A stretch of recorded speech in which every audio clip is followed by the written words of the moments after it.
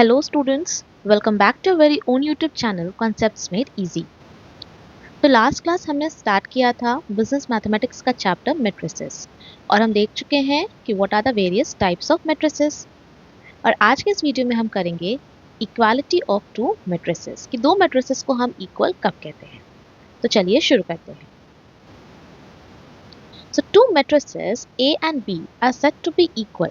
दो मैट्रिसेस तब इक्वल होता है जब दो क्राइटेरिया है। सबसे पहला, both the matrices have same order, यानी कि मान लेते हैं हम दो मैट्रिसेस का बात कर रहे हैं, मैट्रिक्स ए और मैट्रिक्स बी, तो दोनों मैट्रिक्स का जो ऑर्डर है वो सेम होना चाहिए। ठीक है, यानी कि number of rows of A should be equal to number of rows of B and number of columns of A should be equal to number of columns of B. ये है आपका पहला कंडीशन। दूसरा कंडीशन क्या कहता है कि each element of A is equal to the corresponding element of B.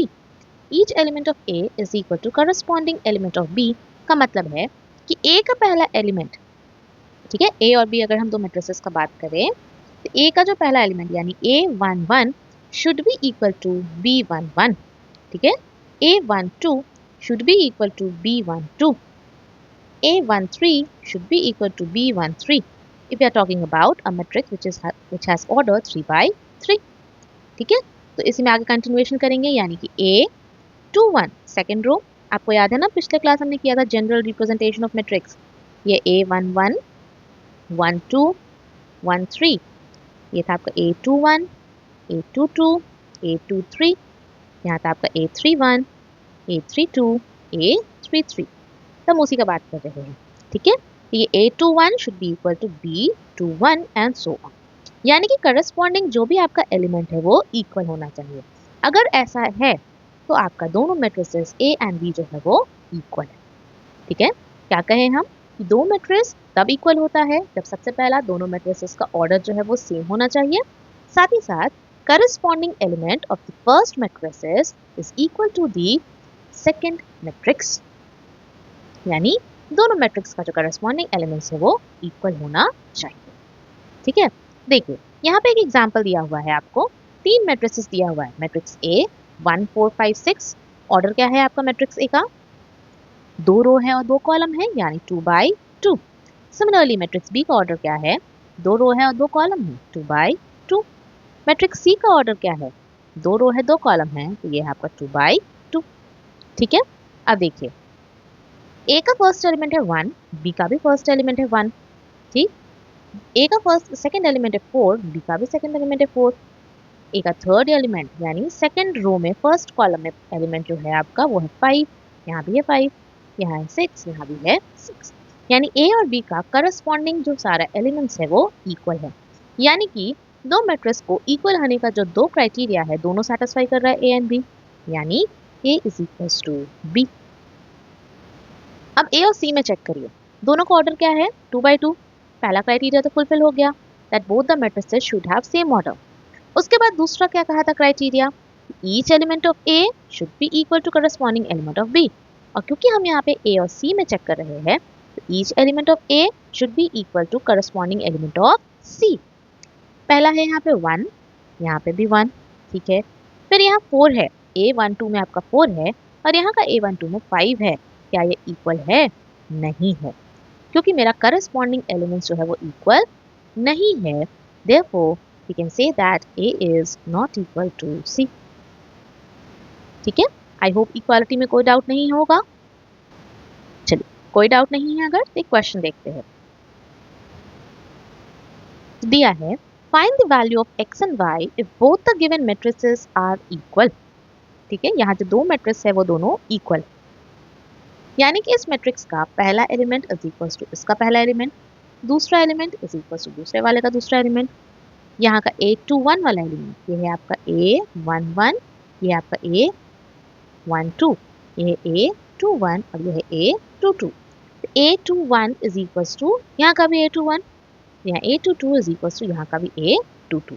हम इक्वेट करेंगे, मेरे को क्या मिला, x plus y is equal to 3, यही मिला, x plus y is equal to 3।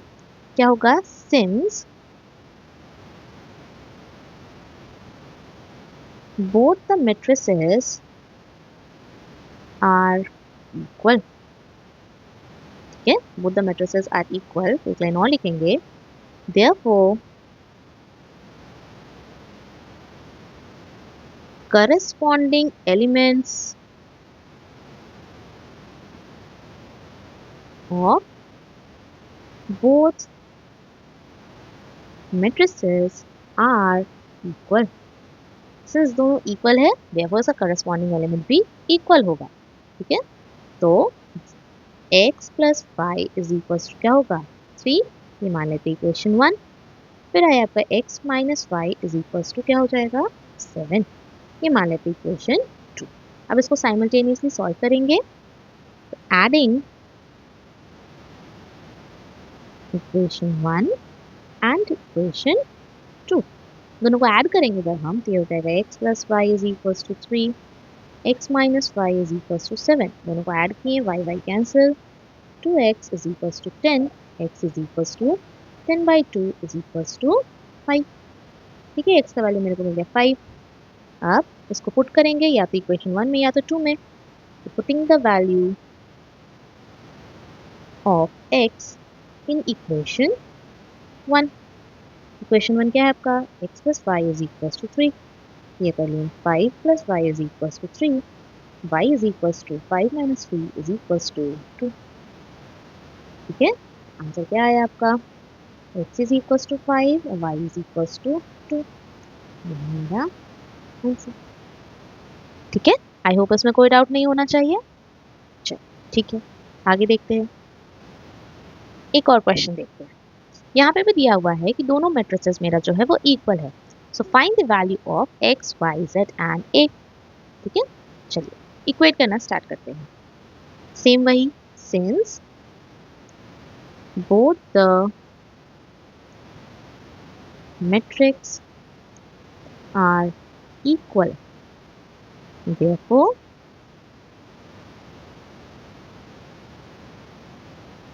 corresponding elements of both the matrices are equal। corresponding elements जो है वो इक्वल होगा, यानी 3x minus 2 is equal to, इसका पहला एलिमेंट इज इक्वल टू दूसरे वाले का पहला, इसका दूसरा इज इक्वल टू दूसरा, तीसरा इज इक्वल टू तीसरा और चौथा इज इक्वल टू चौथा। यानी 3x minus 2 is equal to 10, 3x is equal to 10 plus 2 is 12, x is equal to 12 by 3 is equal to 4, पहला। उसके बाद 4y minus 8 is equal to 8, 4y is equal to 8 आपके right hand side जाएगा तो 8 plus 8 is 16, y is equal to 16 by 4 is equal to 4। ठीक है, then again z minus 2 is equals to 11. Now z minus 2 is equals to 11. So z is equals to 11 plus 2 is equals to 13. ठीक, last है a plus 11 is equals to 9. a is equals to 9 minus 11. a is equals to minus 2.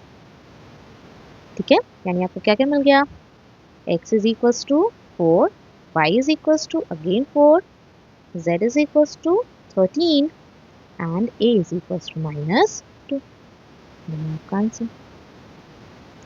ठीक है, I hope कोई doubt नहीं होगा यहाँ तक। चल, कोई डाउट नहीं है तो एक और क्वेश्चन देखते हैं। दिया हुआ है find the value of x y z and w when both the matrices are equal. तो सेम हो जाएगा, since both the matrices are equal therefore corresponding element of both the matrices are equal. यानी x is equals to 3, क्योंकि पहला element is equals to पहला, दूसरा is equals to दूसरा, या तीसरा इज इक्वल्स टू तीसरा और चौथा इज इक्वल्स टू चौथा। x is equals to 3। ठीक है, चलो दूसरा मेरे को मिल गया 3x minus y is equals to 2। ठीक है, ये आप मान लेते हैं पहला। देन यहाँ से हो गया मेरा 3x is equals to y plus 2।